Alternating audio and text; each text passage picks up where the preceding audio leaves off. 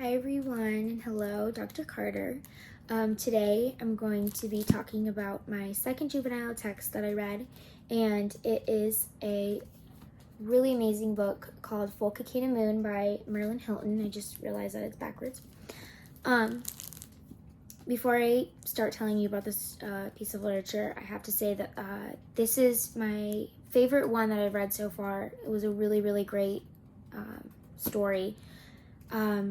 Not only was it just a great storyline and plotline, it was written in I believe this is free verse, so it's more of a poetry style. I love this whole format. I'm glad that it was not written in the traditional chapter book style, because I felt like I really connected to the story and the characters, and I really felt their emotions, and it was very descriptive, and I really enjoyed this book. So just to give you a quick little short summary of the book, the story is about a girl named Mimi Oliver. This is Mimi, and she is in 7th grade, recently moved to Vermont from Berkeley, California. So she has a bit of a shock when she moves because she's not the typical type of person that lives in this small Vermont town. Mimi is half Black and half Japanese.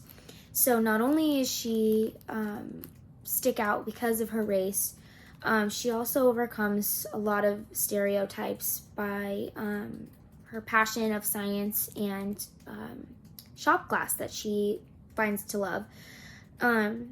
Since this chapter or this book takes place in 1969, obviously civil rights was still an ongoing thing during this time, and another really big important event that occurred during this time was the Apollo 11 mission. And since Mimi had a very big love for science, the story of people landing on the moon really pushed her and drove her to be more involved with science, which is something that I loved, being that, especially back then, science was a very male-dominated area and career path. So that's another part of the story that's great.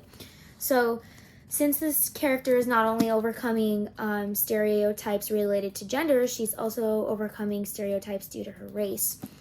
And one of the main parts of the story is not only just her trying to fit in with her classmates that are white, she's trying to fully accept her identity of being half Black and half Japanese, but also taking action for the girls in her school, because girls are not allowed to take shop class at school. They're only allowed to take home ec, and she finds this completely unfair. So that's something that she strives to change throughout the story, which is really great.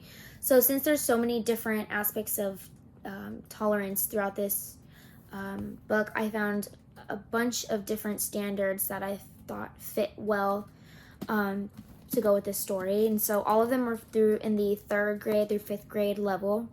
The first standard I found was Identity 1, which is I know and I like who I am, and I can talk about my family and myself and describe our various group identities. And this definitely fits with Mimi. People were constantly asking her, what are you? Who are you? Where are you from?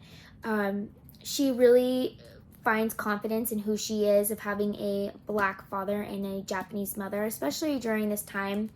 One moment in the classroom, they were talking about World War II and the bombings of Hiroshima, and that directly impacts her family since her mother is Japanese. And it was really great to see her be proud of her cultures and her race and background.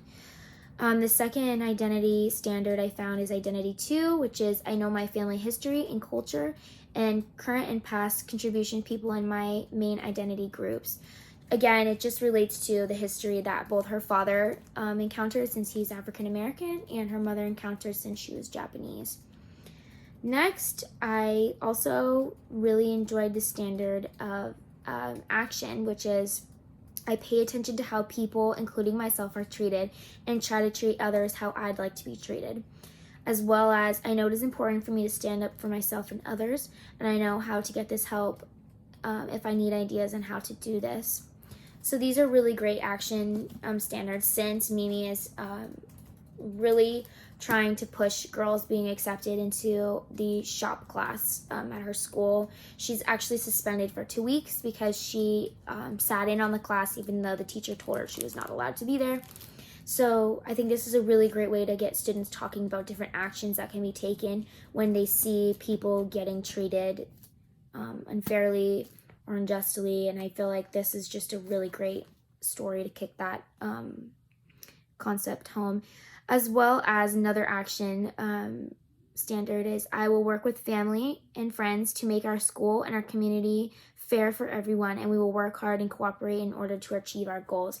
This is, of course, fits well with the story, because not only did she sit in on the shop class, she got suspended for 2 weeks, as I said, and when she comes back to school, all of the boys were found in the home ec class and all of the girls were found in the shop class, just to prove that there's no gender bias that should be for each class. Every student should be able to choose a class that they want to be in. If a boy wants to be in home ec, a boy should be allowed to be in home ec. If a girl wants to take shop class, she should be allowed to take shop class. So this is something that Mimi definitely stood up for, and she strove to really make it fair so that anybody and everybody could take what they wanted to take in the classroom. So with all of these different standards, I found a really great activity that I thought that students in 3rd through 5th that are reading this book could partake in to just really hit home the message of identity and diversity in action. So I found this on the Teaching Tolerance website, and the activity is persuasive letters. So it states that students write to a business, school, or community leader to call for action in response to a social justice issue from the central text. Alternatively, students can write open, persuasive letters to their peers or family members.